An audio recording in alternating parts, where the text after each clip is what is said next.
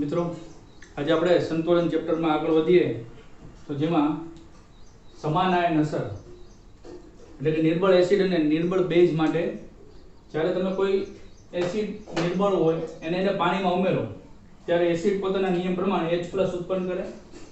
H+ પાણી સાથે જોડાય H2O સાથે જોડાય H3O+ એટલે કે હાઇડ્રોનિયમ આયન બનાવે અને અહીંયાથી એસિટેટ આયન ઉત્પન્ન થાય. પરંતુ કારણ કે નિર્બળ એસિડ છે એટલે એનું આયનીકરણ સંપૂર્ણ નહીં થાય અને ફરી પાછું પુનઃ જોડાઈને પ્રતિગામી પ્રક્રિયા થઈને એસિડ પાછો મળતો હોય.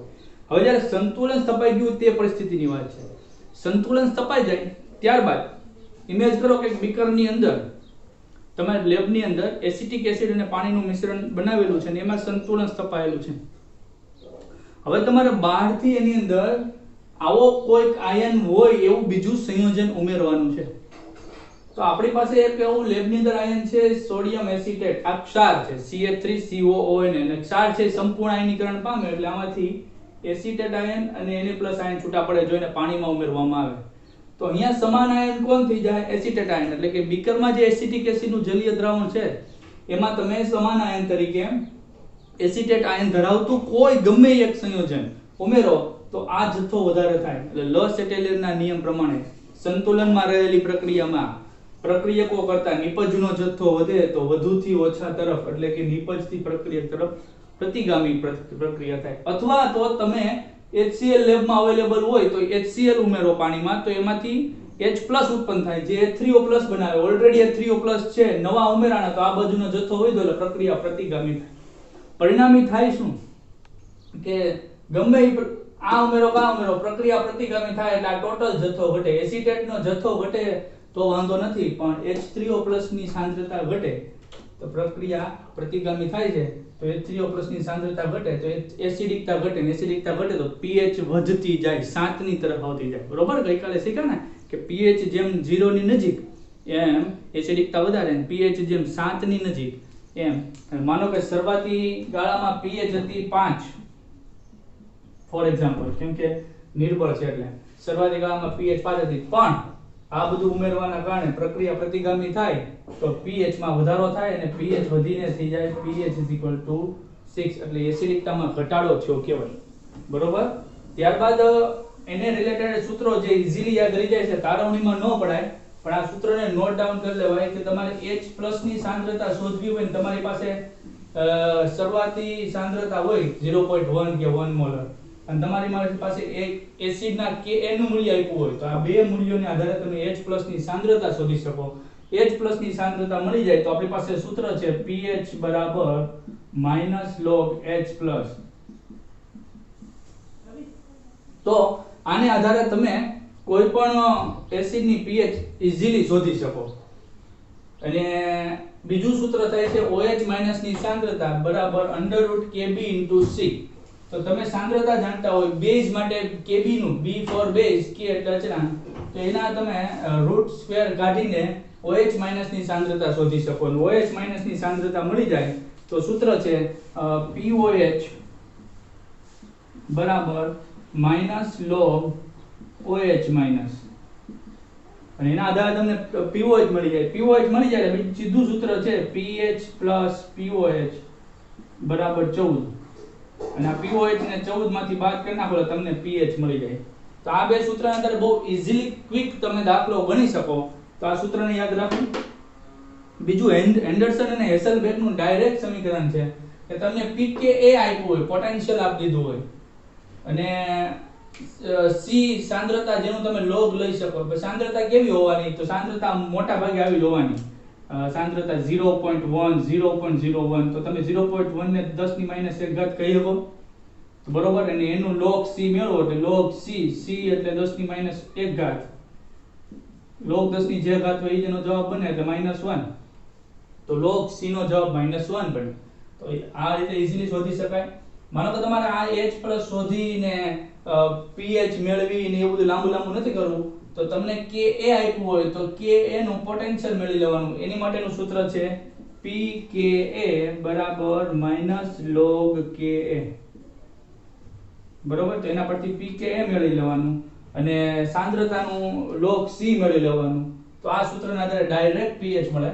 બંને રીતે તમે pH મેળવી શકો. જો તમારી પાસે Ka અને C નું મૂલ્ય હોય, Ka અને pKa માં ફેરવો અને C ને log C માં ફેરવો એટલે pH બરાબર 1/2 pKa log C. Similar pOH મેળવવા માટે 1/2 Kb ને pKb માં ફેરવો અને C ને log C માં ફેરવો. તો આ સૂત્ર અથવા આ સૂત્ર, આ સૂત્ર અથવા આ સૂત્ર, જે સૂત્ર તમને ઈઝી પડે એના આધારે દાખલો ગણવો, પણ યાદ રાખી લેજો સૂત્રને, ભૂલશો નહીં. ત્યારબાદ તમને એસિડ અને બેઝ નું મિશ્રણ આપવામાં આવેલું હોય અને એ મિશ્રણ માટે pH શોધવાની વાત થઈ હોય ત્યારે તમારે 1, 2 અને 3 વસ્તુનું ધ્યાન રાખવાનું છે.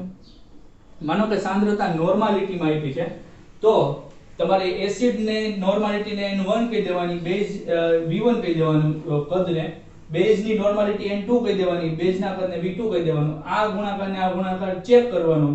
જો એસિડ માટેનું મૂલ્ય મોટું આવે આની કરતા તો સમજી લેવાનું કે દ્રાવણ એસિડિક મિશ્રણ છે, એટલે કે જેટલું બેઝ છે એની કરતા વધુ સાંદ્ર એસિડ છે, તટસ્થીકરણ થાય એટલે વધુમાંથી ઓછું બાદ કરવાનું, N1 V1 ના મૂલ્યમાંથી N2 V2 બાદ કરવાનું, છેદમાં કુલ કદ બંનેનું કદ. એવી જ રીતે જો N1 V1 નું મૂલ્ય N2 V2 ના મૂલ્ય કરતા ઓછું થાય તો સમજી લેવાનું કે મિશ્રણ બેઝિક છે.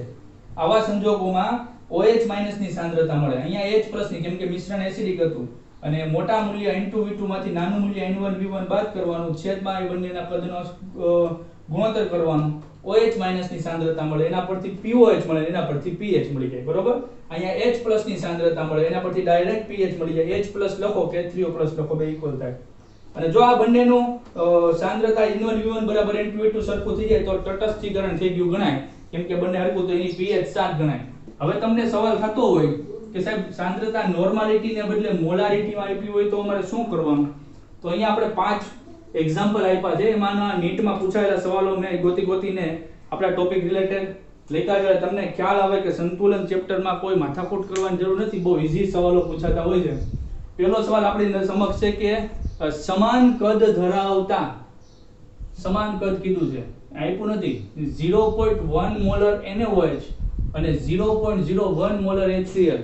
તો અહીંયા આન્સર આપણે જોઈએ કે HCl નું કદ તો નથી આપ્યું, પણ HCl ના કદને આપણે V1 કહી દઈએ ને ધારી લઈએ 1 લિટર અથવા તો 1 મિલી, બરોબર, અને એની માટેની મોલારિટી ને આપણે M1 કહીએ તો M1 HCl માટે છે 0.01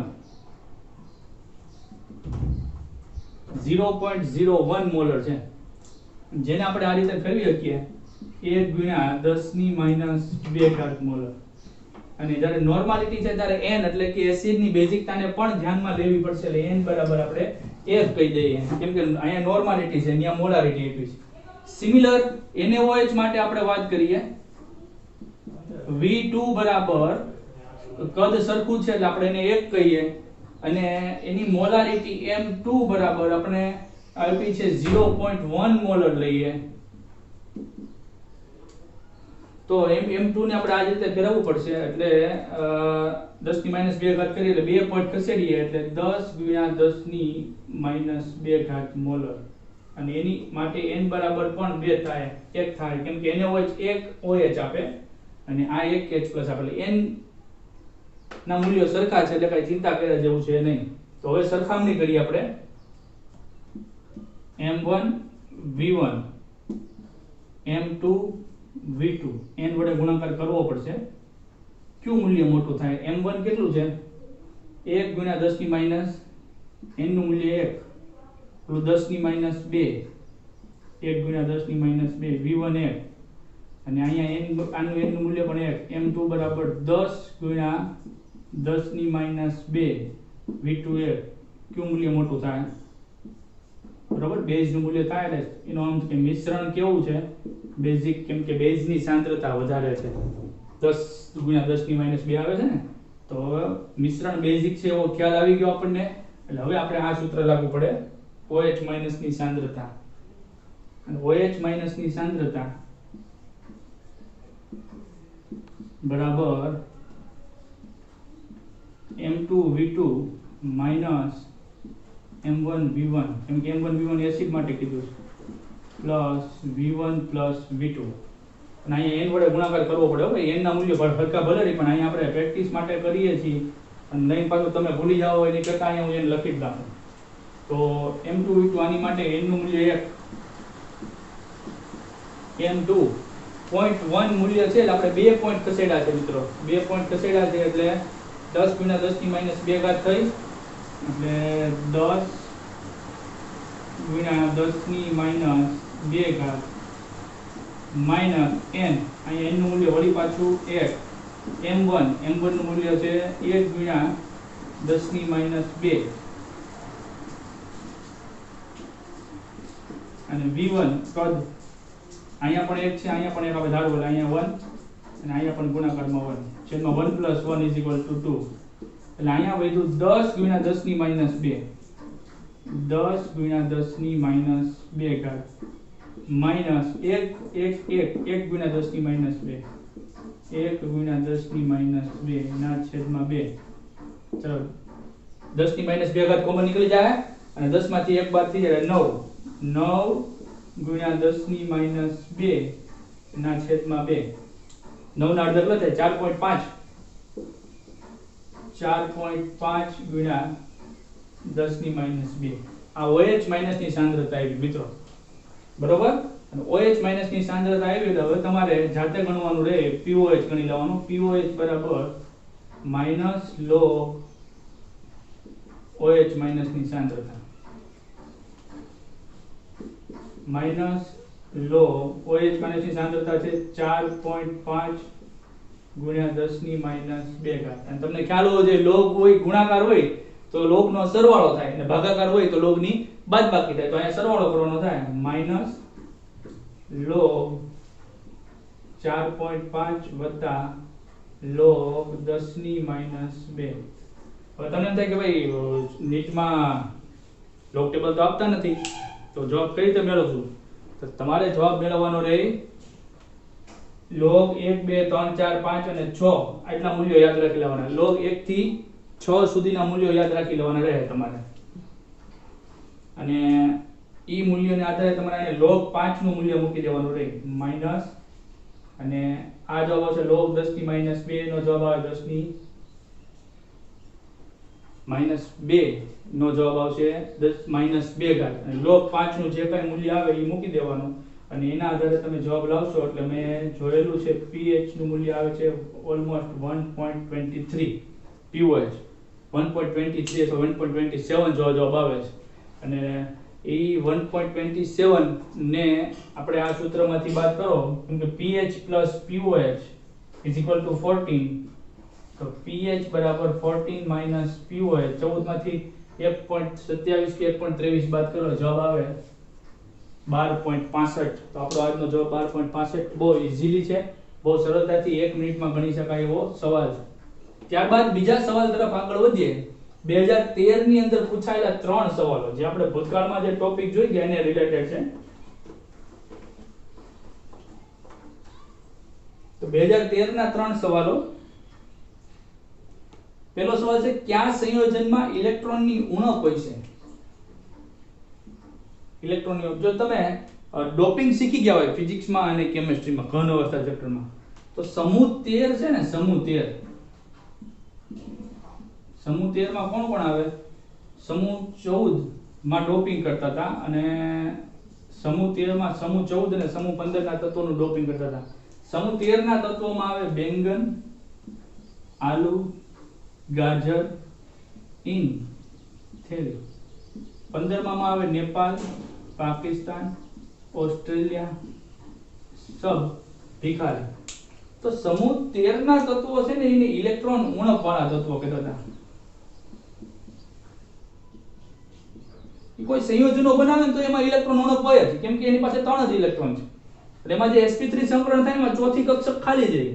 1 2 3 ઇલેક્ટ્રોન છે, sp3 સંકરણ થાય ચોથી કક્ષક ખાલી રહે. એટલે સમૂહ 15 ના તત્વો છે ને એમાં સંયોજકતા ઇલેક્ટ્રોન 5 છે, એટલે આને આપણે ઇલેક્ટ્રોન સમૃદ્ધ તત્વો કહેતા હતા. કેમ કે એમાં sp3 સંકરણ થાય 4 કક્ષક, આ એક s ને 3 p, તો 5 ઇલેક્ટ્રોન ગોઠવો 1 2 3 4 ને 5. આ ઇલેક્ટ્રોન યુગ્મ પડ્યું જ રહેવાનું છે, બરોબર? એટલે ઇલેક્ટ્રોન સમૃદ્ધ તત્વો. ઇલેક્ટ્રોન ઉણપવાળા તત્વોમાં આમાંથી કોઈ સંયોજન દેખાય છે? જો અહીંયા આ દેખાણું B3 છે. પણ અહીંયા બોરોન સાથે બે CH3 છે. હવે સમૂહ 13 ના તત્વો છે ને એમાં sp3 સંકરણ થાય ને તો એક s કક્ષક ને 3 p કક્ષક આ sp3 સંકૃત કક્ષકો બરોબર સમૂહ 13 ના. અને એની પાસે 3 ઇલેક્ટ્રોન હોય સંયોજકતા ઇલેક્ટ્રોન 3. તો એ 3 પૈકી બે સાથે CH3 જોડાણા દેખાય તમને બે CH3 તો એક ઇલેક્ટ્રોન તો પડ્યો રહ્યો ને એક ઇલેક્ટ્રોન છે તો એની ઇલેક્ટ્રોનની ઉણપ નહીં કહેવાય. પણ BH3 માં કેવું થાય BH3 ટ્વાઇસ બે વખત છે તો BH3 માં માનો કે હાઇડ્રોજન હાઇડ્રોજન હાઇડ્રોજન જો આ ખાલી કક્ષક પડી રહી દેખાય એટલે ઇલેક્ટ્રોન ઉણપ વાળું સંયોજન કહેવાય. આ C જો થોડોક ટ્રિકી બનાવ્યો છે પણ છે ઈઝી. પછીનો સવાલ નીચેનામાંથી કોણ લુઈસ એસિડ તરીકે વર્તે છે તો આપણો શોર્ટકટ છે SV બેદા એટલે કે એસિડ કે જે ઇલેક્ટ્રોનનો સ્વીકાર કરે બેઝ કે જે ઇલેક્ટ્રોનનો દાન કરે. તો કોણ ઇલેક્ટ્રોન યુગ્મ સ્વીકારી શકે સમૂહ 13 ના તત્વો કે જેની પાસે ઇલેક્ટ્રોન ઉણપ છે ને એની પાસે કક્ષક ખાલી પડી હોય. આ સમૂહ 15 ના તત્વો તો ઇલેક્ટ્રોન સમૃદ્ધ છે તો દાન કરે તો એ તો બેઝ થાય ને.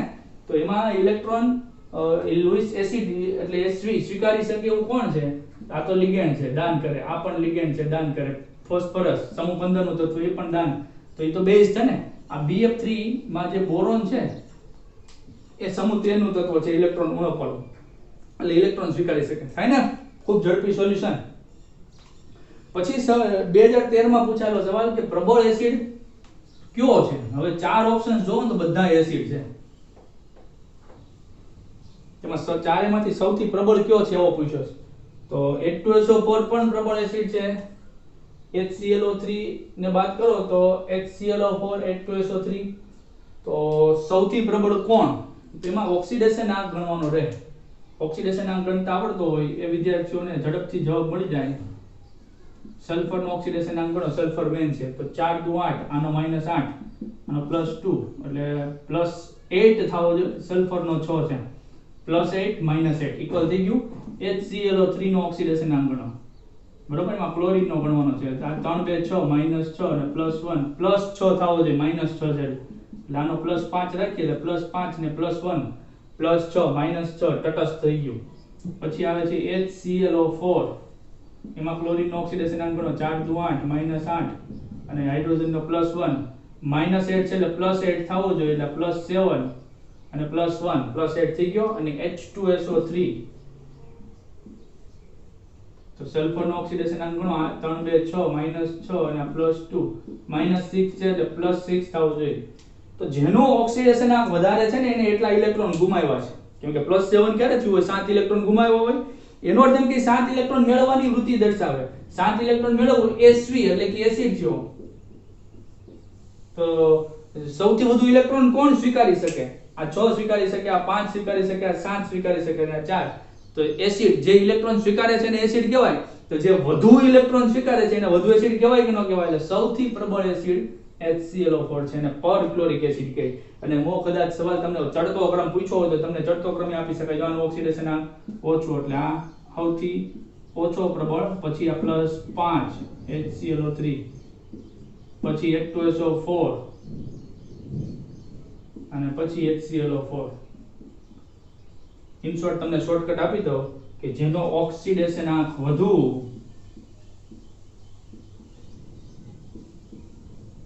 એની એસિડિકતા વધુ.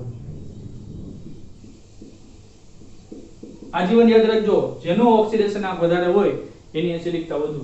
આ માસ્ટર સવાલ ક્વેશ્ચન છે તમારે આમ બહુ પૂછાણા છે આને જોવા એક ને આધારે પછી તમને અનેક આવડવા જોઈએ. એવું નહીં કે તમે એક ની એક પેટર્ન ના પછી 10 સવાલ સોલ્વ કર્યા કરો. બસ ઈઝી છે શોર્ટકટ મળી ગયો એટલે ફિનિશ થઈ ગયું. ત્યારબાદ 2016 માં પૂછાયેલો સવાલ કે આમાંથી કયું ફ્લોરીન યુક્ત સંયોજન છે જે લુઈસ બેઝ તરીકે વર્તે. લુઈસ બેઝ ઓફ SV બેદા બેઝિક જે દાન કરી શકે. દાન કરી શકે કોણ જેની પાસે હોય એ દાન કરે. એટલે કે ઇલેક્ટ્રોન યુગ્મ જેની પાસે પડ્યો હોય એ દાન કરે. હમણાં જ આપણે જોયું 15 માં સમૂહના તત્વો છે ઇલેક્ટ્રોન સમૃદ્ધ છે તો આ 13મો સમૂહ ફોસ્ફરસ 15મો સમૂહ 14મો સમૂહ 14મો સમૂહ કાસી ગયે સંત પ્રભુ કાસી કાર્બન સિલિકોન. તો PF3 કે જે ઇલેક્ટ્રોન સમૃદ્ધ છે એ લુઈસ બેઝ તરીકે વર્તે અને સમજવું હોય તો તમારે આપણે ઓલો નિયમ છે એ સૂત્ર પ્રમાણે સંકલન લગાડો. n બરાબર 1/2 ફોસ્ફરસ 15મો સમૂહ 5 એકલ બંધી 3 5 ને 3 8/2 એટલે n બરાબર 4. n બરાબર 4 એટલે લોન પેર ની સંખ્યા ગોતી દો એટલે ખબર પડી જાય લોન પેર ઇલેક્ટ્રોન હોય તો એ દાન કરે.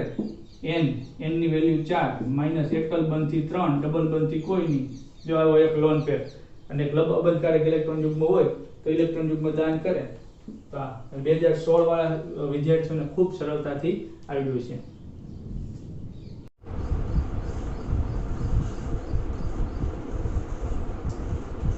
સ્ક્રીનશોટ લઈ લેજો.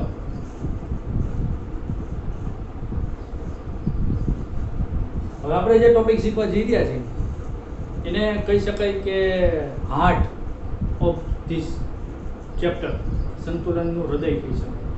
એવું મારું કહેવાનું કારણ એ છે કે છેલ્લા 32 વર્ષમાં નીટમાં જે સવાલો પૂછાણા છે એનો અભ્યાસ કર્યો તો જાણવા મળ્યું કે સૌથી વધુ સવાલો તો પીએચ, ક્ષારની પીએચ અને વફર દ્રાવણોની પીએચના સવાલો છે.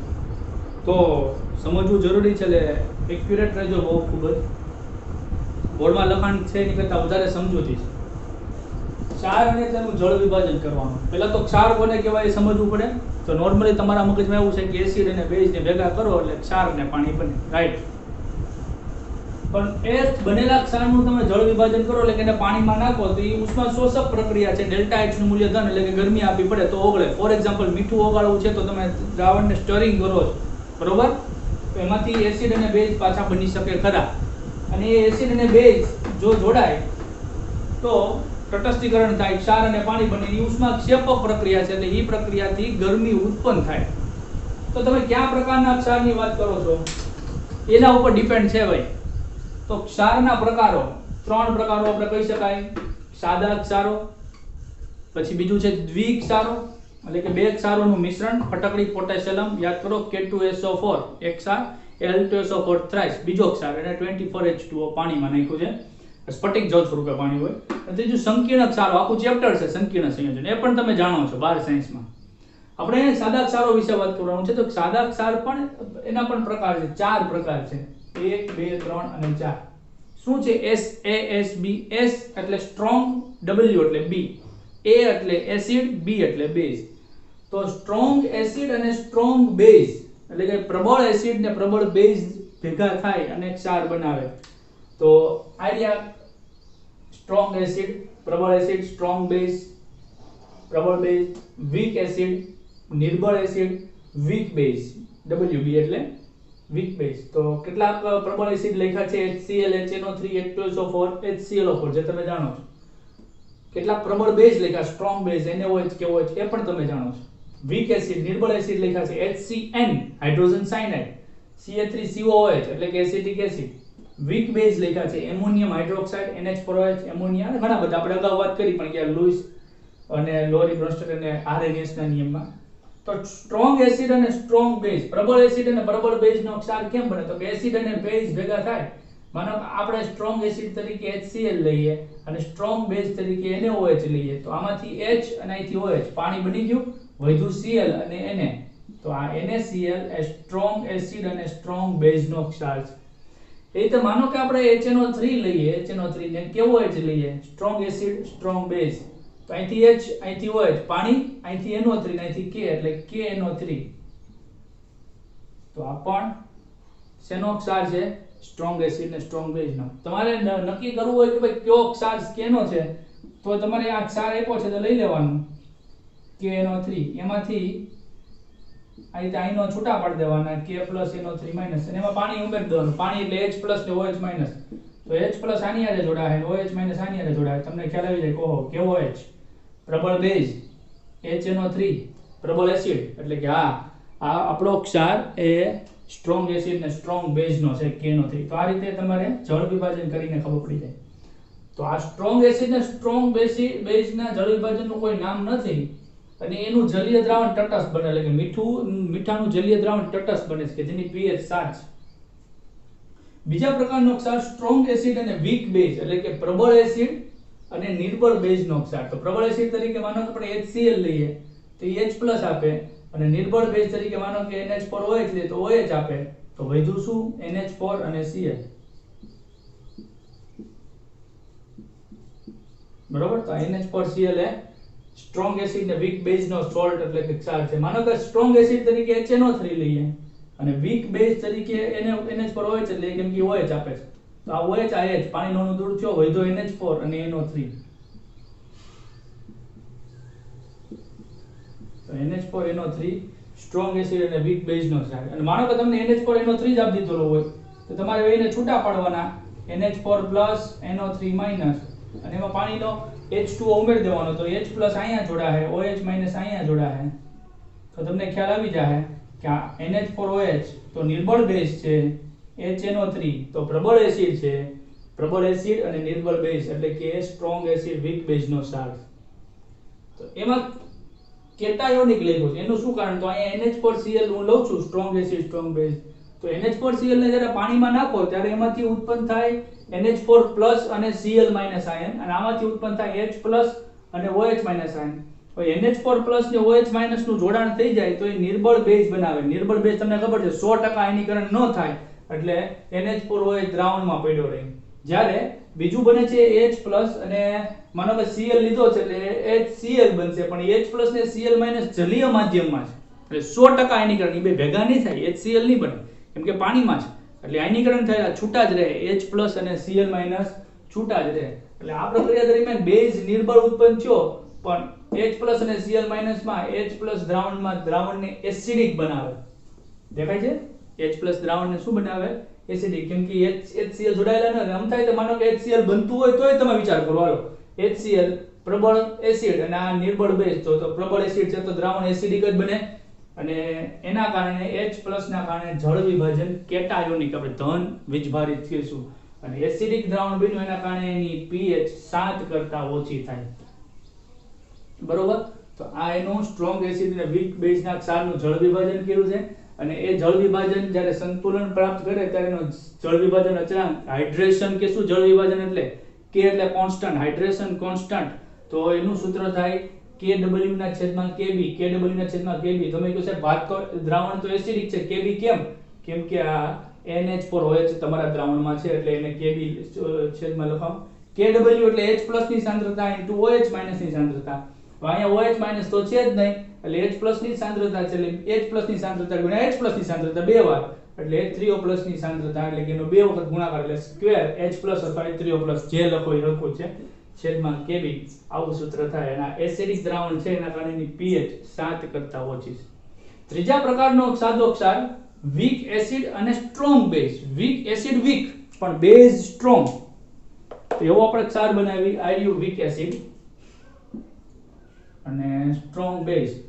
તો વીક એસિડ તરીકે માનો કે CH3COOH લો અને સ્ટ્રોંગ બેઝ તરીકે NaOH લો, તો આમાંથી H+ અને અહીંથી OH- પાણી છૂટું પડી ગયું, વધ્યું CH3COO- અને H+, સોરી Na+ એટલે CH3COO Na. તો આને કયા પ્રકારનો ક્ષાર કહેશું? વીક એસિડ અને સ્ટ્રોંગ બેઝ. માનો કે બીજો વીક એસિડ તરીકે હું HCl લઉં છું અને સ્ટ્રોંગ બેઝ તરીકે KOH લઉં છું, તો આમાંથી H+ અહીંથી OH પાણી બની ગયું, વધ્યું K અને Cn. તો પોટેશિયમ સાયનાઇડ જે ઘાતક ઝેર છે એ વીક એસિડ એટલે કે નબળું નિર્બળ એસિડ અને સ્ટ્રોંગ બેઝ પ્રબળ બેઝનો ક્ષાર છે. એ એનાયોનિક છે ને બેઝિક શા માટે છે એ આર્યું. આપણે આ પ્રકારના ક્ષારનું જળ વિભાજન કરીએ, CH3COO Na નું જળ વિભાજન કરીએ તો આપણી પાસે દ્રાવણમાં આયન છે CH3COO- અને H+, અને પાણીમાંથી બને છે H+ અને OH-. તો દ્રાવણમાં NaOH બનશે પણ એ પ્રબળ બેઝ છે એટલે જલીય માધ્યમમાં 100% આયનીકરણ છૂટા જ રહે, આયનીકરણ પામેલા જ રહે. પણ CH3COO અને H એટલે કે જે એસિડ બનાવે છે એ નિર્બળ એસિડ છે જેનું 100% આયનીકરણ થતું નથી, એટલે એ દ્રાવણમાં COOH સ્વરૂપે પડ્યું રહે એટલે એ નિર્બળ એસિડિક ગુણધર્મ ધરાવે છે. અને એ દ્રાવણની અંદર મુક્ત OH- ની કારણે આ દ્રાવણ સ્વભાવે કેવું થાય? બેઝિક થાય. અને બીજી રીતે વિચારો, માનો કે NaOH અને આ પ્રબળ એસિડ આ પ્રબળ બેઝ અને નિર્બળ એસિડ. બેઝ પ્રબળ છે, એસિડ નિર્બળ છે, તો બેઝની અસર વધુ રહે કે નહીં? આ કારણે દ્રાવણ કેવું થાય? બેઝિક, અને એના કારણે એની pH 7 કરતા વધારે થાય. અને આ ક્ષારનો જળ વિભાજન અચળાંક Ka હાઇડ્રેશન કોન્સ્ટન્ટ આની જેમ જ Kw ના છેદમાં દ્રાવણ બેઝિક ભલે થાતું પણ છેદમાં Ka આ નિર્બળ એસિડના કારણે છે, કેમ કે નિર્બળ એસિડમાં સંતુલન હશે આ રીતે CH3 COO- અને H+ અને આ એસિડ નો સંતુલન અચળાંક તમે Ka કયો છો એટલે છેદમાં સિમિલર અહીંયા Kb આમાં પણ સંતુલન હોય તો Kw એટલે H+ ને OH- અહીંયા દ્રાવણમાં તો OH- જ છે એટલે OH- OH- H+ ના બદલામાં બે વખત OH લેવાનું એટલે OH નો સ્ક્વેર છેદમાં Kb આ બંને સૂત્રો બોક્સ બનાવ્યા છે મોસ્ટ ઇમ્પોર્ટન્ટ વસ્તુ છે જો આ ચેપ્ટરમાં સૂત્રો જ યાદ રાખવાના છે સૂત્રો યાદ નહીં રહે તો દાખલાનો જવાબ નહીં આવડે અને બાકી ઈઝી છે સવાલો કાંઈ બધા હાર્ડ એન્ડ ફાસ્ટ તમે જે 10માં 11માં શીખ્યા એવા અઘરા નહીં હોય હવે ત્રીજા પ્રકારની વાત વીક એસિડ અને વીક બેઝ પ્રકારનો ક્ષાર હવે ઈ એસિડિક હશે કે બેઝિક હશે એનો આધાર Ka અને Kb ના મૂલ્યો પર છે તો જોઈએ વીક એસિડ અને વીક બેઝ ક્યાં ગયો વીક એસિડ આ ગયો અને વીક બેઝ માનો કે હું એસિટિક એસિડ લઉં છું ને એમોનિયમ હાઇડ્રોક્સાઇડ તો અહીંથી H અહીંથી OH બરોબર બાકી વધ્યું CH3 COO અને અહીંયા ધન આયન વધ્યો NH4 માનો કે HCl લઉં છું આ લઉં છું અહીંથી H અહીંથી OH બાકી વધ્યું NH4 અને અહીંયા વધ્યું Cn ક્ષાર કયા પ્રકારનો છે મેં તમને કીધું એમ એના ધન ને ઋણ આયનો છૂટા પાડી દેવાના અને એમાં પછી ધન આયન સાથે OH જોડ દેવાનો ઋણ આયન સાથે H જોડ દેવાનો તમને ખ્યાલ આવી જાય કે ભાઈ ક્ષાર કયા પ્રકારનો છે તો પ્રેક્ટિસ કરી લેવી પડે તો જ ખ્યાલ આવે તો આ બધા આ ક્ષાર કયા પ્રકારના છે એસિડિક છે બેઝિક છે તટસ્થ તો સ્ટ્રોંગ એસિડ ને સ્ટ્રોંગ બેઝ બંને પ્રબળ હતા ત્યારે તો એ તટસ્થ થતું હતું પણ વીક એસિડ ને વીક બેઝ છે તો એ તટસ્થ હશે એની કોઈ ગેરંટી નથી કેમ કે એનો આધાર એસિડના Ka અને વીક બેઝ ના Kb ના મૂલ્ય પર છે જો Ka નું મૂલ્ય Kb કરતા વધારે થાય તો એસિડ નું મૂલ્ય વધારે થયું તો એ કેટાયોનિક થાય સિમિલર રીતે અને દ્રાવણ એસિડિક થાય pH થશે 7 કરતા ઓછી એટલે એ 7 ની આસપાસ જ હોય 6 અને 7 ની વચ્ચે કેમ કે બધું વીક જ છે એટલે જો Kb નું મૂલ્ય Ka કરતા વધી જાય બેઝ થઈ જાય તો એનાયોનિક થઈ જાય દ્રાવણમાં એનાયન પડ્યું રહે અહીં કેમ લખ્યું તો એનાયન પડ્યું છે OH- અહીં કેટાયન H+ પડ્યું છે તો ઈ બેઝિક થાય pH 7 કરતા વધારે અને જ્યારે Ka અને Kb ના મૂલ્યો હરખા હોય નિર્બળ એસિડ ને નિર્બળ બેઝ માટે ત્યારે એ તટસ્થ થાય ને ત્યારે તટસ્થ પ્રકારનું જળ વિભાજન થાય એટલે pH પણ 7 થાય તો ચાર પ્રકારના ક્ષાર જોયા SAB SAWB WASB અને WAWB તો તમે એના અર્થ પણ જોયા અને એને આધારે આપણે KH નું સૂત્ર અને એને રિલેટેડ સવાલો પણ જોયા હવે બીજું એક આની જેવો જ મહત્વનો સવાલ બેઝિક બફર દ્રાવણ પણ મિત્રો પરિવાર કહું છું આ ટોપિકને એક બે વાર નહીં પણ 3-4 વખત રિવિઝન કરી મટીરીયલ લખી અને જોતા જાજો ડિટેલિંગમાં જવું હોય તો ટેક્સ્ટ બુકમાં આપેલું છે એમાં પણ વાંચજો પણ આ ટોપિક સરખો કરજો આને રિલેટેડ સવાલો વધુ આવવાના છે તૈયારીમાં રહેજો એક ટોપિક શીખી ગયા બીજો ટોપિક બફર દ્રાવણો બરફની બફર દ્રાવણમાં આપણે લાળ જે છે એની pH 6.4 છે એસિડિક છે પાચન કરે છે તમારા મોઢામાંથી જાણો છો એ બદલાતી જ નથી તમે ખાટું ખાવ તુરું ખાવ ગમે એસિડ બેઝ ખાવ લાળની pH નહીં બદલાય સિમિલર તમારા બ્લડની pH 6.5 to 7 તટસ્થ નથી આ બ્લડ એસિડિક છે તમારા લોહી સ્વાદે પણ એ pH પણ બદલાતી નથી યુરિનની pH 7.35 એ પણ બદલાતી નથી તો એ આપણા શરીરમાં રહેલા કુદરતી બફર દ્રાવણો છે તો બફર દ્રાવણો કોને કહેવાય કે જે દ્રાવણોમાં કયા દ્રાવણોમાં જે દ્રાવણોમાં અતિ અલ્પ પ્રમાણમાં એસિડ કે બેઝ ઉમેરો બહુ ઓછું ઉમેરો ઢગલો નહીં કરવાનો બરોબર અને ઈ એસિડ કે બેઝ એ પાછા કેવા ઉમેરવાના નિર્બળ ઉમેરવાના કે બફર દ્રાવણ છે તમે એમાં એસિડ નાખી દો પછી લઈને આયલાઓ કે સાહેબ જોવો જી આ તમે કહેતા હતા બફર છે પણ આની pH તો બદલાઈ ગઈ તો મારે તમને બે સવાલ પૂછવા પડે કે પહેલા તો તે એસિડ કેટલું નાખ્યું તમે કીધું મેં નાખ્યું સાહેબ 20-25 મિલી નાખ્યું નો હાલે બીજું પૂછ્યું કે તે એસિડ કેવો નાખ્યો તે કીધું સાહેબ મેં તો પ્રબળ એસિડ ગરમા ગરમ HCl H2SO4 નાખી દીધો ઈ નો હાલે તમારે કેવો એસિડ નાખવાનો નિર્બળ કે નિર્બળ એસિડ કે નિર્બળ બેઝ નાખવાનો અને અતિ અલ્પ 1 2 3 કે 4 5 મિલી આમ ઢગલો નહીં કરી દેવાનો 20-25 મિલી ફરીવાર જે દ્રાવણોમાં અતિ અલ્પ માત્રામાં એસિડ કે બેઝ કે પછી પાણી એ પછી ગમે એટલું ઉમેરી શકાય બરોબર 1 લિટર 2 લિટર 5 લિટર ગમે એટલું પાણી ઉમેરી દો છતાં તેની pH માં ફેરફાર ન થાય આને બફર દ્રાવણો કહેવાય અને આ બફર દ્રાવણો કુદરતે 3 બનાવ્યા છે લાળ બ્લડ અને યુરિન અને એમાં જો ફેરફાર આવે તો આપણે વિવિધ પ્રકારના રોગના ભોગ બનીએ એ તો પછી આપણા ઉપર છે કુદરતે તો બહુ સરસ રચના બનાવી હતી પણ આપણે સમજીએ નહીં ને પછી જવા દો બાયોલોજીમાં અંકુર સાહેબ શીખવાડશે પણ આપણે બફર દ્રાવણોની વાત કરીએ તો બે પ્રકારના બફર દ્રાવણો હોય, એસિડિક બફર દ્રાવણ અને બેઝિક બફર દ્રાવણ. એસિડિક બફર દ્રાવણ હવે મારે લેબમાં બનાવવું છે, તમને હું લેબમાં લઈને ગયો છું, ચાલો આપણે લેબમાં વયા જઈએ. ઇમેજિન કે આપણે બધા લેબમાં છીએ અને આપણે એસિડિક બફર દ્રાવણ બનાવવાનું છે. તો તમારે લેવાનું છે નિર્બળ એસિડ, પ્રબળ એસિડ નહીં લેવાનું, નિર્બળ એસિડ લેવાનું. તો ફોર એક્ઝામ્પલ તમે વીક બેઝ માંથી, વીક એસિડ માંથી પસંદ કરો આઈડિયા. ચાલો લેબમાં તમે એસિટિક એસિડ ઇઝીલી અવેલેબલ છે, તો આપણે એસિટિક એસિડ લીધું, એને બીકરમાં લ્યો 10-20 મિલી. પછી આપણે ક્ષાર ઉમેરવાનો છે એમાં, નિર્બળ એસિડમાં ક્ષાર. કેવો ક્ષાર? કે તમે જે નિર્બળ એસિડ લીધું છે એમાં કોઈ પ્રબળ બેઝ નાખવાનો અને એનો ક્ષાર બનાવવાનો, એટલે કે એસ નિર્બળ એસિડ અને પ્રબળ બેઝનો ક્ષાર. કેમ ગયો નિર્બળ એસિડ આ રહ્યો અને પ્રબળ બેઝ, નિર્બળ એસિડ પ્રબળ બેઝનો ક્ષાર આ રહ્યો. એસિટિક એસિડ એનીમાં NaOH નાખ્યો તો આ ક્ષાર ઉમેરી દો. રેડી? અને હવે એ બેનું મિશ્રણ કરો તો આ જે બફર બન્યું એ એસિડિક બફર છે. ઇન શોર્ટ, નિર્બળ એસિડ અને ઈ જે નિર્બળ એસિડ લીધો એ નિર્બળ એસિડનો પ્રબળ બેઝ સાથેનો ક્ષાર, જે નિર્બળ એસિડ લીધું એ જ નિર્બળ એસિડનો પ્રબળ બેઝ સાથેનો ક્ષારનું મિશ્રણ એટલે એસિડિક બફર દ્રાવણ. કે જેમાં તમે હવે અલ્પ માત્રામાં એસિડ કે બેઝ ઉમેરો કે પાણી ઉમેરો, એની pH સેટ જે બદલાશે નહીં.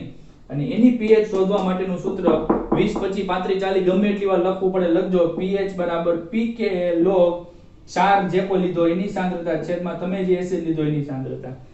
જે નિર્બળ એસિડ લીધો એનો K નું મૂલ્ય આપ્યું હોય કે pK નું મૂલ્ય આપ્યું હોય, ક્ષારની સાંદ્રતા રકમમાં લખી હોય 0.1, 0.2, એસિડની સાંદ્રતા તમને રકમમાં લખી છે, આ બે સાંદ્રતા આપી છે એનું લોગ લઈ લેવાનું અને K કે pK આપ્યો હોય ને એનો સરવાળો કરવાનો એટલે તમને pH મળે.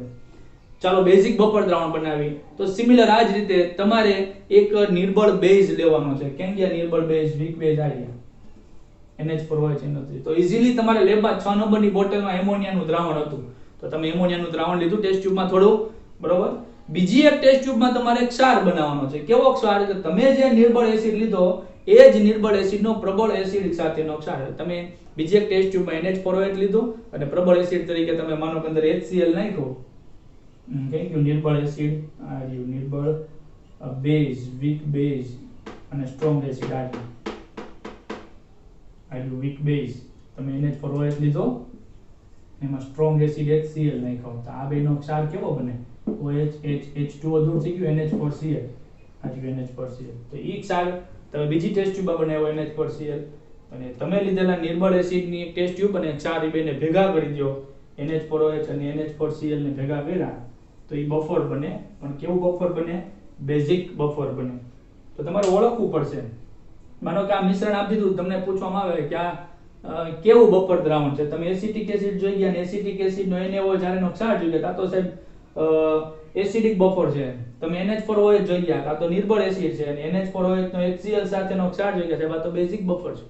તો આ રીતે તમે બફરને ઓળખવા પડશે. ફોર એક્ઝામ્પલ અહીંયા હું એક બફર લખું,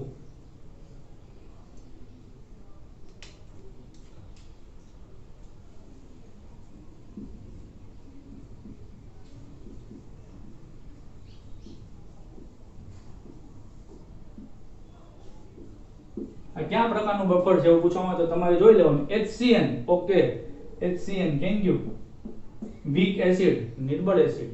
અને NaCN, તો HCN માંથી CN આવ્યો ને Na આવ્યો NaOH માંથી, બરોબર. અહીંથી H ગયો હોય ને NaOH માંથી OH, પાણી ગયું એટલે Na વધ્યો ને CN વધ્યો. તો આ ક્ષાર છે, આ એસિડ છે, નિર્બળ એસિડ ને નિર્બળ એસિડનો પ્રબળ બેઝ છે, તો આ તો એસિડિક બફર છે.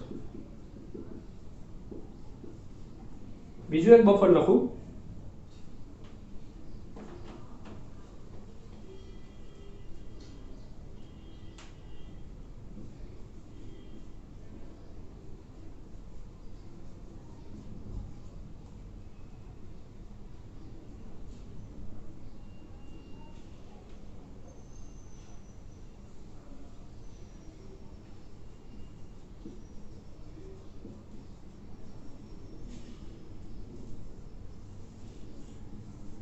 કયા પ્રકારનું બફર છે? તમે જોઈ ગયા NH4OH એટલે વીક બેઝ, નિર્બળ બેઝ, સરસ. અને NH4NO3 મેં તમને કીધું કે આ ક્ષાર કયા પ્રકારનો ઓળખવો હોય તો ધન ને ઋણ આયનો છૂટા પાડી દેવાના. ધન આયન સાથે પાણીનો OH અને ઋણ આયન સાથે તો HNO3 અને NH4OH. તો NH4OH તો વીક છે, આ બરોબર છે, પણ HNO3 સ્ટ્રોંગ એસિડ છે. તો સરસ, સ્ટ્રોંગ એસિડ અને વીક બેઝ નો ક્ષાર છે અને એની સાથે વીક બેઝ છે, તેનો અર્થ કે આ બફર દ્રાવણ બેઝિક છે. અને બેઝિક બફર દ્રાવણની pOH મળે ને, કેમ કે એ તો બેઝિક છે. તો pOH નું સૂત્ર આની જેવું છે કે ભાઈ pH બરાબર pKa લખ્યું એમ pOH બરાબર, આગળ ભૂલી જાવ, pOH બરાબર pKb પ્લસ log ક્ષારની સાંદ્રતા, બેઝિક બફર છે એટલે બેઝની સાંદ્રતા સિમિલર જ છે. અહીંયા pKa ની બદલે pKb, ક્ષાર તો બે માં છે, અહીંયા એસિડિક બફર છે એટલે બેઝિક બફર છે એટલે છેદમાં બેઝ. પણ એની pH શોધવી હોય તો સૂત્ર છે ને pH pOH બરાબર 14. તો pH બરાબર 14 માઈનસ pOH. તો pOH નું આખું જે સૂત્ર છે ને 14 માંથી બાદ કરી દો એટલે pH મળી જાય. રેડી? આ સૂત્રોની મદદથી આપણે દાખલા ગણીશું. સ્ક્રીનશોટ લઈ લેજો મિત્રો. હવે આપણે શીખવા જઈ રહ્યા છીએ ભૌતિક સંતુલન રિલેટેડ કેટલાક PMT માં પૂછાયેલા સવાલો. હવે આજે આપણે સામે 3 સવાલ મૂક્યા છે. ત્રણેય સવાલ ઓમ તો લેન્ધી છે, સમજવામાં પછી આવડી જાય પછી શોર્ટ થઈ જાય, પણ ટ્રિકી હોય. આપણે કે નીટ લોજિકલી તમે ડોક્ટર બનવા જઈ રહ્યા છો, તમારે ટેકનિકલી વસ્તુ બહુ ઓછી હોય. એન્જિનિયર હોય તો ટેકનિકલી ક્વેશ્ચન જાજા હોય. આપણે થોડુંક લોજિક વાપરવાનું હોય. એઝ અ ડોક્ટર તમે ઇન ફ્યુચર જ્યારે ઓપરેશન કરતા હોય ત્યારે તમારું લોજિક જ કામ લાગવાનું છે. તો એ લોજિકલી ક્વેશ્ચન જ આપણે પૂછાતા હોય છે. જે આપણે ભણવાના છીએ એને રિલેટેડ એક્ઝામ હોય તેની એની જેવા જ સવાલ હોય. તો આ 3 સવાલો તમે પહેલા નોટ ડાઉન કરી લેજો. ત્યારબાદ આપણે દરેકનું સોલ્યુશન કરતા જાય તો તમે લખતા જાજો. PMT 2008 માં પૂછાયેલો સવાલ, બે પ્રક્રિયાઓ આપી છે, મેં તમારે બોક્સ કરી દીધેલું છે. તો આન્સર 1, તો પ્રક્રિયા HI give us reversible with 1/H2 and 1/I2. સમીકરણ બેલેન્સ છે. આ બે કેન્સલ એટલે હાઇડ્રોજન, આયોડિન 1, આ બે કેન્સલ આયોડિન 1. અને આની માટે સંતુલન અચળાંક K નું મૂલ્ય 8 આપ્યું છે. બીજી એક પ્રક્રિયા H2 અને I2 એ જ પ્રક્રિયા છે, પણ તત્વયોગમિતિ ગુણાંક અલગ અલગ છે અને રિવર્સ આપી છે. આ H2I2 અહીંયા નિપજ છે, અહીંયા પ્રક્રિયક છે 2HI. તો આની માટે સંતુલન અચળાંકનું મૂલ્ય કેટલું થશે? તો પ્રક્રિયા જે પહેલી પ્રક્રિયા છે એને આપણે લખીએ અહીંયા give us 1/H2 plus 1/I2. આની માટે સંતુલન અચળાંકને આપણે K1 કહીએ. તો એનું સૂત્ર કેવું થાય? નિપજની સાંદ્રતા છેદમાં પ્રક્રિયકની સાંદ્રતા. નિપજ H2 છે, મોલ સંખ્યા ઘાતમાં I2, મોલ સંખ્યા ઘાતમાં છેદમાં HI. અને આનો આન્સર આપ્યો છે એને 8. બરોબર? આ સંતુલન અચળાંકનું મૂલ્ય એને 8 કીધું છે. હવે બીજી પ્રક્રિયા જે આપી છે એ લખું છું અહીંયા. H2 gaseous form, I2 gaseous form, reversible with 2HI. આના સંતુલન અચળાંકને આપણે K2 કહીએ. તો એ શોધવાનું છે K2 નું મૂલ્ય કેટલું છે. તો K2 નું સૂત્ર કેવું થાય? ઇઝ ઇક્વલ ટુ નું સૂત્ર આવું થાય HI નિપજની સાંદ્રતા 2 મોલ ના છેદમાં પ્રક્રિયક H2 1 મોલ છે એટલે ઘાત 1.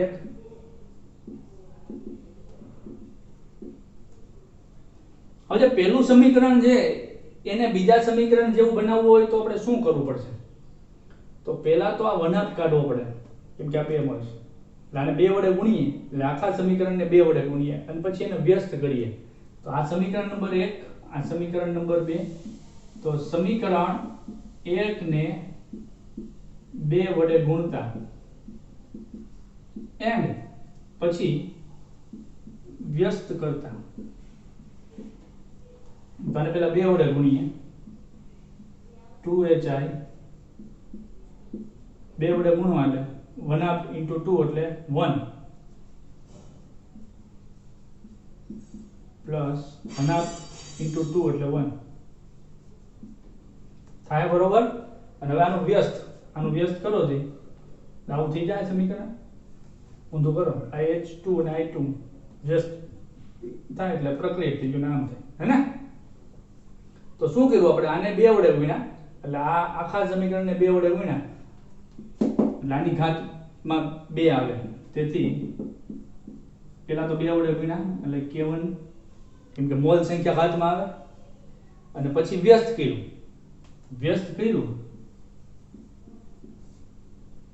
તો 1/K1 નો સ્ક્વેર, ત્યારે જઈને થઈ ગયું સમીકરણ 2 જેવું, એટલે ઇઝ ઇક્વલ ટુ K2.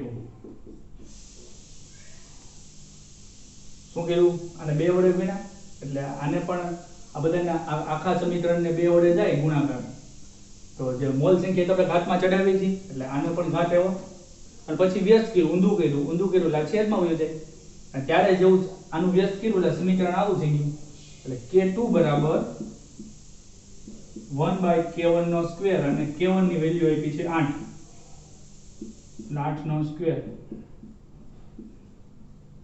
1/64 આપ્યો છે કે આન્સર આઈડિયા. લઈ લો સ્ક્રીનશોટ.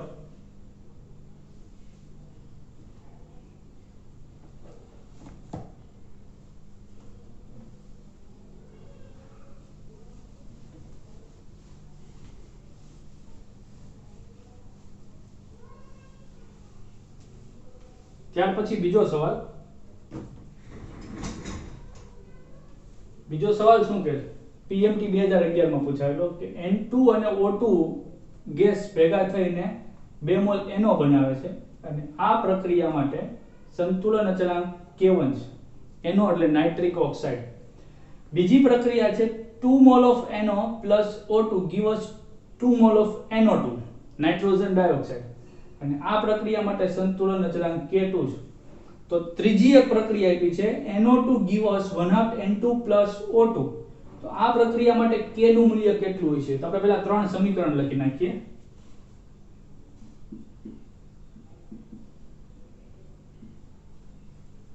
પહેલું સમીકરણ N2 plus O2 give us, check કરો સમીકરણ બેલેન્સ છે ને, 2 નાઇટ્રોજન 2 ઓક્સિજન, યસ. આની માટે સંતુલન અચળાંક K1 કીધું. બીજું સમીકરણ લખો 2 mall of nitrogen monoxide plus O2 give us 2 mall of NO2. આની માટે સંતુલન અચળાંક K2 કીધું છે. તો ત્રીજી જે પ્રક્રિયા લખી છે NO2 give us 1/2 N2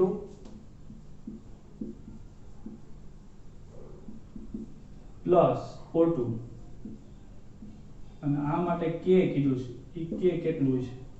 અને આ કંઈક સંબંધ આપેલો છે.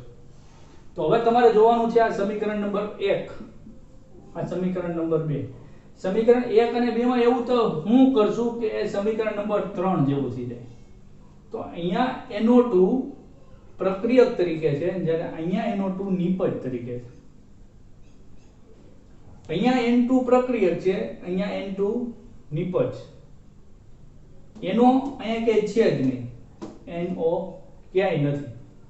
તો એવું તો શું કરશું કે જેથી કરીને આ બંને સમીકરણમાં સરવાળો બાદબાકી એવું તે શું કરવું કે જેથી કરીને આની જેવું સમીકરણ મેળવી શકાય. તો સૌપ્રથમ તો આપણે અહીંયા 1/2 N2 છે, અહીંયા 1 છે, એટલે પહેલા સમીકરણ 1 ને આપણે 1/2 વડે ગુણાકાર કરીએ. સમીકરણ 1 ને 1/2 વડે ગુણાકાર કરતા ગુણતા તો થાય 1/2 N2 પ્લસ અને થાય 1/2 O2, આને 1/2 વડે કરીએ એટલે ખાલી વચ્ચે NO.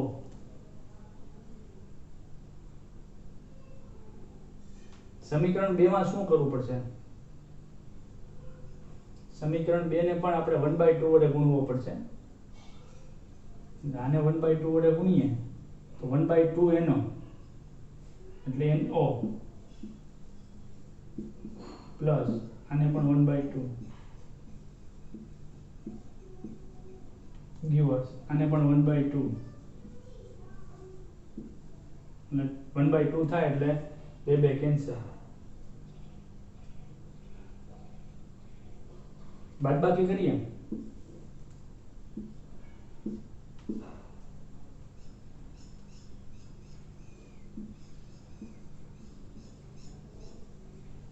1/2 એનો આ બાદબાકી થાય એટલે આ કેન્સલ થઈ ગયું. Auto cancel. હા, ઓટો કેન્સલ નહીં આવે કેમ કે નિપજમાં પાછો ઓટો છે.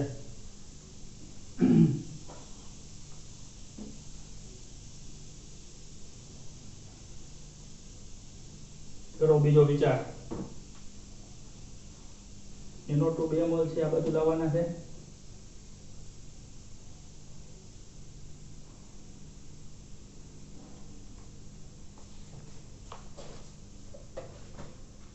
ભૂલ નથી ને ક્યાંય?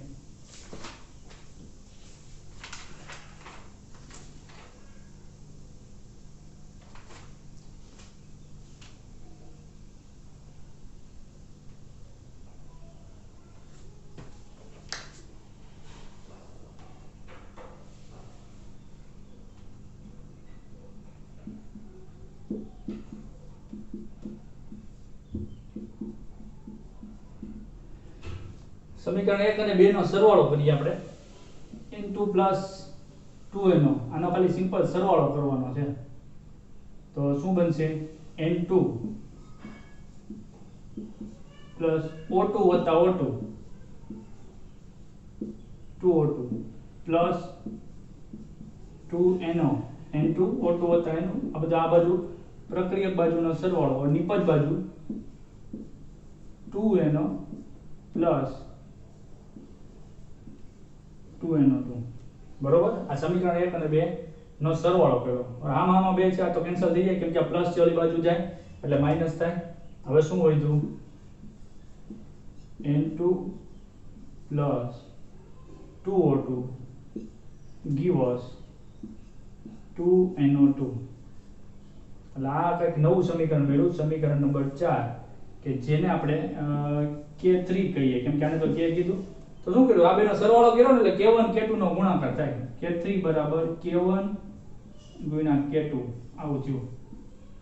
આવું થયું એટલે તમે જો આ સમીકરણ ને આ સમીકરણમાં કઈ સિમિલારિટી છે? હા, દેખાય છે. NO2 NO2 N2 N2 O2 O2. હવે આ સમીકરણને આની જેવું કરવું હોય તો શું કરવાનું? પેલા 2 વડે ગુણવાનું છે. નહીં, 1/2 વડે ગુણવાનું છે અને વ્યસ્ત કરવાનું છે. એટલે સમીકરણ 4 ને 1/2 વડે ગુણવાનું છે અને વ્યસ્ત કરવાનું છે. વ્યસ્ત કરો એટલે અહીંયા ઊંધું કરીને લખું છું 1/2 વડે ગુણું છું. 2NO * 1/2 એટલે શું વધ્યું? NO2. અને આ બરાબર ઓલી બાજુ જાય અને 1/2 વડે ગુણાકાર કરો. 1/2 પ્લસ આને 1/2 કરો 2 * 1/2 એટલે O2. તો આ સમીકરણ આવું થઈ ગયું છે. જે આપણે મેળવવાનું છે એવું જોવો જોઈએ. થઈ ગયું છે ને? તો આ K શું મળ્યું? તમે આ સમીકરણને 1/2 વડે ગુણાકાર કર્યો એટલે K3 જે મેળવ્યું એને 1/2 વડે એને પાછું વ્યસ્ત કર્યું એટલે K3 ને તમે 1/2 વડે ગુણાકાર કર્યો એટલે મોલ સંખ્યા ઘાતમાં ગઈ. K3 નો 1/2 ઘાત અને પાછું વ્યસ્ત કર્યું એટલે છેદમાં આવે એટલે 1/K3 અને એને તમે 1/2 વડે ગુણ્યો. વ્યસ્ત કર્યો ને એટલે છેદમાં જાય અને 1/2 વડે ગુણ્યો ત્યારે આવું થયું એટલે એ મોલ સંખ્યા છે એ ઘાતમાં ગઈ અને K3 બરાબર થાય છે K1 * K2 એટલે 1/K1 * K2 એની 1/2 ઘાત એટલે આખાની 1/2 ઘાત કયો તો હાલે કેમ કે 1 નો વર્ગમૂળ શું થાય છે? કાઈ નથી થતો, 1 જ થાય. આવો કઈ જવાબ આપ્યો છે? શું કર્યું આપણે? આ બેનો સરવાળો કર્યો તો આવું સમીકરણ આવ્યું. એ સમીકરણને પછી આપણે હરખું કર્યું તો આવું થયું. જે સમીકરણ મૂળ આપણે જે સમીકરણ જેવું મળતું હતું લાગતું હતું અને એને પછી વ્યસ્ત કર્યો અને વ્યસ્ત કર્યો તો આવું સમીકરણ થઈ ગયું એટલે 1/2 વડે ગુણ્યા એટલે ઘાત 1/2 ગઈ અને વ્યસ્ત કર્યો એટલે છેદમાં ગયો. આ રીતે પહેલા આપણે જે વિચાર કર્યો તે આપણો ખોટો પડ્યો. હવે PMT 2007 આનો સ્ક્રીનશોટ લઈ લેજો. હવે PMT 2017 માં પૂછાયેલો સવાલ. સમજો ને ટ્રિકી સવાલો હોય છે.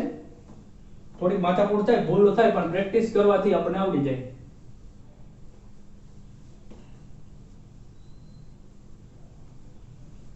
કદાચ એક પ્રકારનો વિચાર લાગુ ન પડે તો બીજા પ્રકારનો વિચાર, બીજા પ્રકારનો લાગુ ન પડે તો ત્રીજા પ્રકારનો, પણ એ બધી ઘરે પ્રેક્ટિસ કરી હોય તો આવડે આપણને.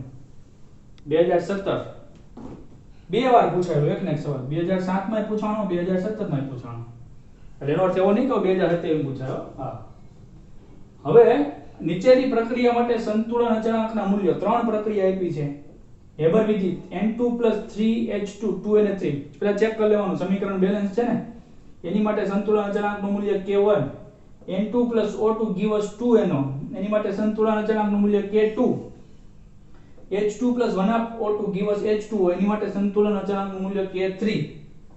તો પ્રક્રિયા 2NH3 5/2O2 2NO અને 3H2O માટે સંતુલન અચળાંકનું મૂલ્ય કેટલું થાય?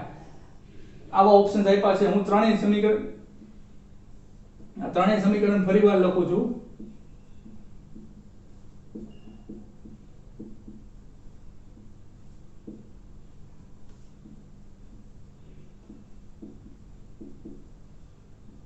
તમારે આરે લખતા જાવ. આની માટે K1 કીધું.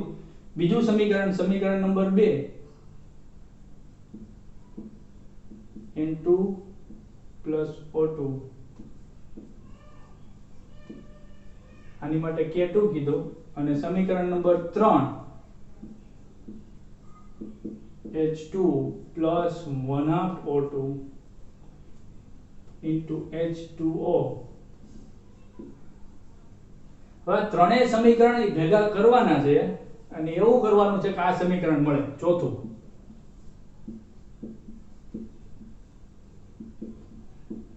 ફરીવાર લખવાથી આપણને અંદાજ આવતો હોય છે કે ખરેખર શું છે.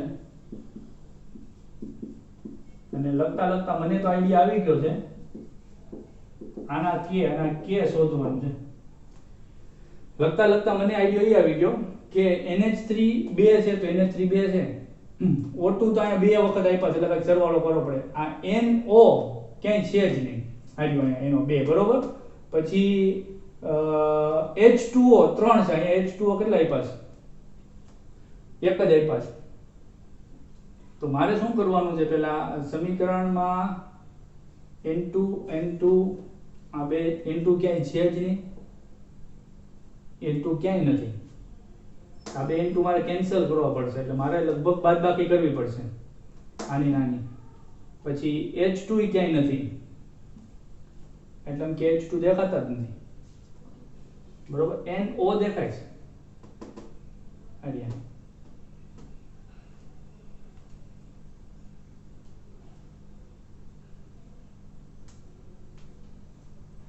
આ NH3 ને આ બાજુ લાવવા માટે મારે બાદબાકી કરવી પડશે અને આ બાદબાકી હોય તો આ બાજુ આવે.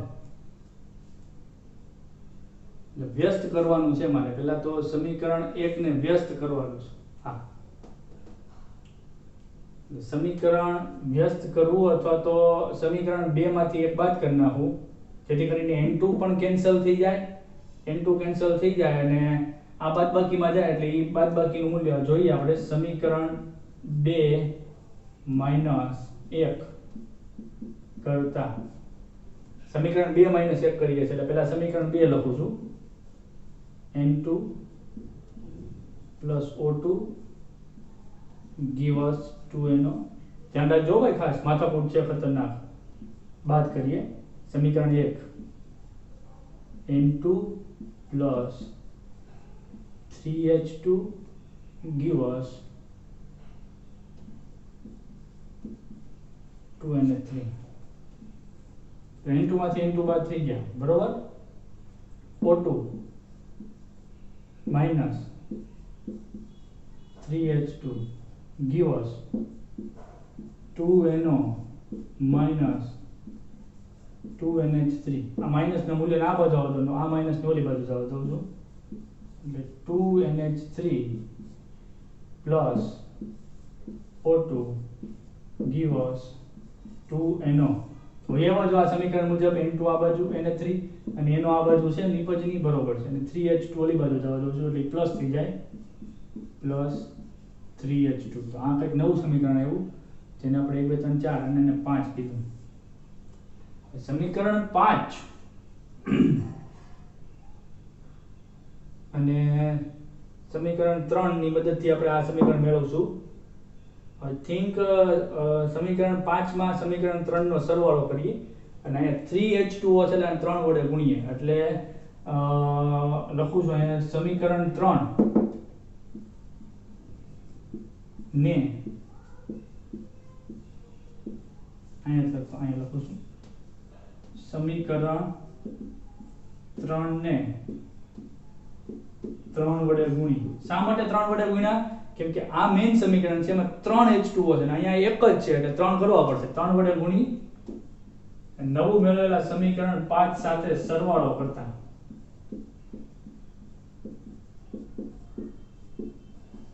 સમીકરણ 5 ઓલરેડી અહીંયા છે, તમારે કરવાનો છે સરવાળો, પણ આને 3 વડે ગુણવાના છે એટલે 3H2 પ્લસ 1/2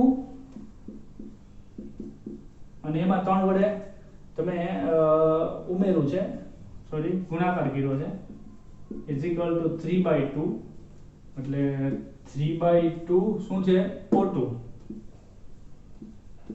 ગીવ અસ 3 વડે ગુણો 3H2O. હવે આ જે સમીકરણ છે એ આની જેવું થવું જોઈએ, મેઇન સમીકરણ આવું છે. 3H2 પ્લસ બરાબરની ઓલી બાજુ જે માઈનસ થાય એટલે આ કેન્સલ 2NH3 પ્લસ આ એક O2 3/2 O2 એ બેનો સરવાળો 1 પ્લસ 3/2 અને બે વડે ગુણીએ, બે વડે ભાગાકાર કરીએ 2 પ્લસ 3/2 એટલે 5/2 આવી ગયું. જો 5/2 O2 2NO પ્લસ 3H2O. તો જે આ સમીકરણ બે હરખા થઈ ગયા. હા, તેની માટે આપણે જે ઉપયોગ કર્યો છે એ બધી વસ્તુઓને ધ્યાનમાં લેવી પડશે. તો સૌથી પહેલા તો આપણે શું કર્યું? સૌથી પહેલા આપણે કર્યું સમીકરણ 2 માઈનસ 1 એટલે સમીકરણ 2 K2 માઈનસ K1. હવે જ્યારે તમે સરવાળો કરો ત્યારે ગુણાકાર કરવાનો અને બાદબાકી કરવાથી ભાગાકાર કરવાનો. એટલે સૌથી પહેલા તો તમે આ જે સમીકરણ મેળવ્યું ને અને K કીધું ને, આને K3 કહો છો અને આપણે K4 કહીએ, તો તમે આ સમીકરણ મેળવવા માટે 2 - 1 આ અચ્છા આ સમીકરણ જે 5 મેળવ્યું ને અને આપણે K ડેશ કહીએ, એની માટે તમે 2 માંથી એક બાદ કર્યો એટલે K2 ભાગ્યા K1 કર્યો, K2 ભાગ્યા K1 કર્યો. રેડી?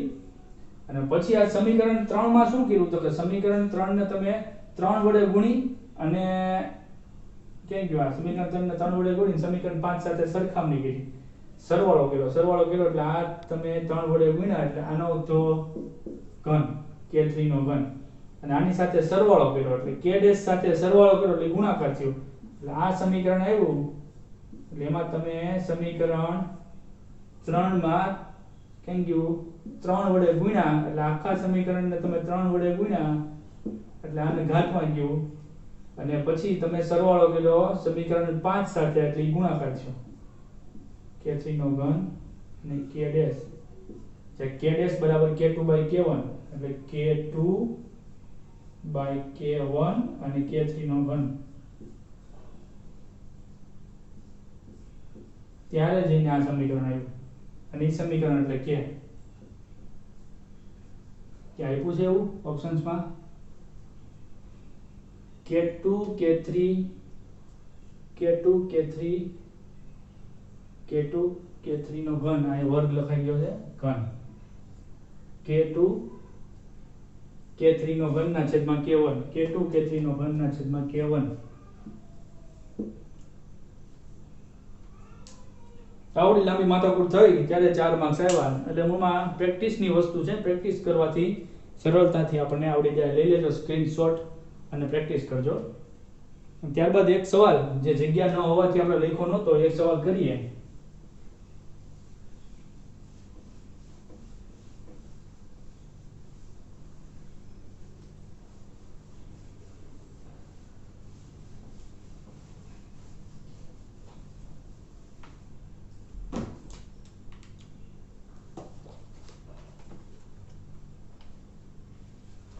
સવાલ છે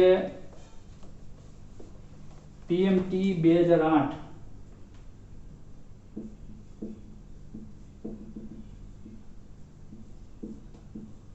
તેમાં પણ આ પ્રકારનું એક સમીકરણ આપ્યું છે Fe OH thrice give us આયનીકરણ જીવ છે Fe plus 3 અને 3 OH minus. આમાં OH minus ની સાંદ્રતા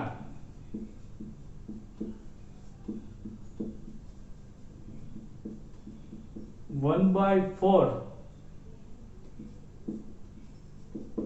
માં ભાગ જેટલો ઘટાડો કરવામાં આવે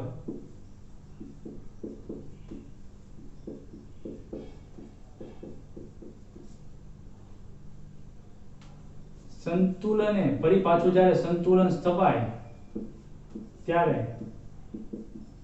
Fe પ્લસ ની સાંદ્રતા કેટલી હશે?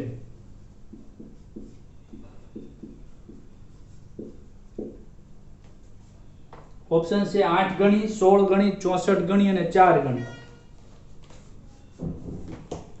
8 ગણી, 16 ગણી, 64 ગણી અને 4 ગણી. હવે તમે સંતુલનમાં રહેલી પ્રક્રિયાને જોઈ રહ્યા છો. આ પ્રક્રિયા સંતુલનમાં છે અને એ સંતુલનમાં રહેલી પ્રક્રિયામાં OH માઈનસ ની સાંદ્રતા જે કાંઈ પણ શરૂઆતમાં હતી એમાં ઘટાડો કરી અને 1/4 ભાગની કરવામાં આવી. તો નિપજની સાંદ્રતામાં ઘટાડો કરવામાં આવ્યો. લો સેટેલિયર પ્રમાણે પ્રક્રિયા પુરોગામી દિશામાં ખસે. કેમ કે પ્રક્રિયકની સાંદ્રતામાં વધારો કરો તો આ બાજુ જથ્થો વધ્યો તો પણ પુરોગામી દિશામાં ખસે અને નિપજની સાંદ્રતામાં ઘટાડો કર્યો OH ની સાંદ્રતા તો ઘટી જે છે એની કરતા ચોથા ભાગની કરી તો પણ આ બાજુની જથ્થો ઘટ્યો એટલે પ્રક્રિયા પુરોગામી. તો Fe+3 ની સાંદ્રતા સંતુલન સ્થપાય ત્યારે કેટલી થશે? તો શરૂઆતમાં આપણે સાંદ્રતા ગણીએ. સંતુલન અચળાંક નું સૂત્ર લખો.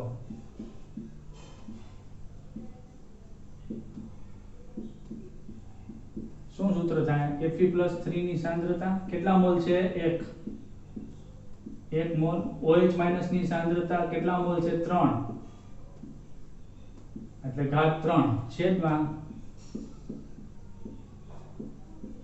FeOH thrice કેટલા મોલ છે? 1. હવે OH માઈનસ ની સાંદ્રતા તો વાનો કે સમજ્યા 1/4 ભાગનો ઘટાડો કરવામાં આવ્યો. તો OH માઈનસ ની સાંદ્રતા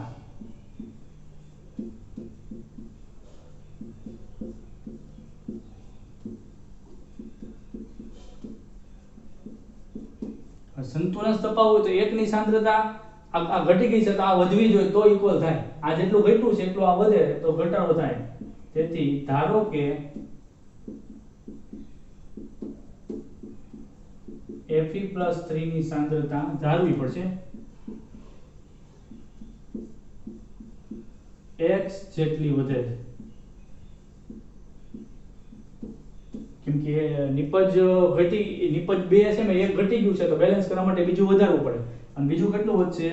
x જેટલું. કારણ કે સંતુલન ફરીથી સ્થાપિત કરવું છે.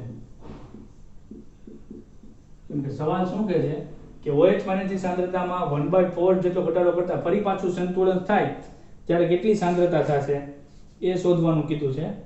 હા, તો હવે નવું સમીકરણ, નવું સંતુલન. કેમ કે સંતુલન અચળાંકનું k નું મૂલ્ય તો અચળ જ રહેવું જોઈએ, એ બદલાવું જોઈએ નહીં. કોઈ પણ પરિસ્થિતિમાં સંતુલન અચળાંક k બદલાશે નહીં. તો આની x જેટલો વધારો કર્યો એટલે x Fe+3 ની સાંદ્રતા અને આની સાંદ્રતા 1/4 જેટલો ઘટાડો કર્યો છે એટલે આની 1/4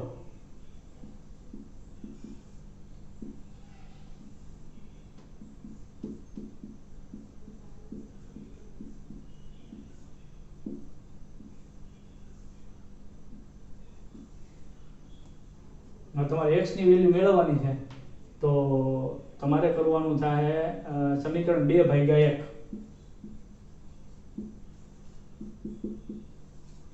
k/k હાલો કેન્સલ અને અંશમાં લઈએ. આ કેન્સલ થઈ જાય, અંશમાં આવશે છેદમાં આવશે એટલે આ x Fe+3 1/4 OH માઈનસ નો ઘન છેદમાં આ આવે પણ એ પછી આના છેદમાં આવે એટલે કેન્સલ થઈ ગયું. છેદમાં Fe+3 તો OH માઇનસ નો ઘન Fe+3 કેન્સલ, OH માઇનસ નો ઘન કેન્સલ, બરાબર K/K is equal to 1. therefore શું વધ્યું x ગુણ્યા 1/4 નો ઘન બરાબર K/K એટલે વધ્યું x ગુણ્યા 4 નો ઘન ચોકો 16 16 ચોકો 64 x બરાબર 64. એટલે x શું ધાર્યું તો આપણે x ધાર્યું હતું Fe+3 ની સાંદ્રતા. એટલે ઈ કરવા માટે Fe+3 ની સાંદ્રતા તમારે 64 ગણી વધારવી પડે અને ઓપ્શન્સમાં આપ્યું તો 8 ગણી 16 ગણી 8 ગણી 16 ગણી 64 ગણી અને 4 ગણી. ઓકે.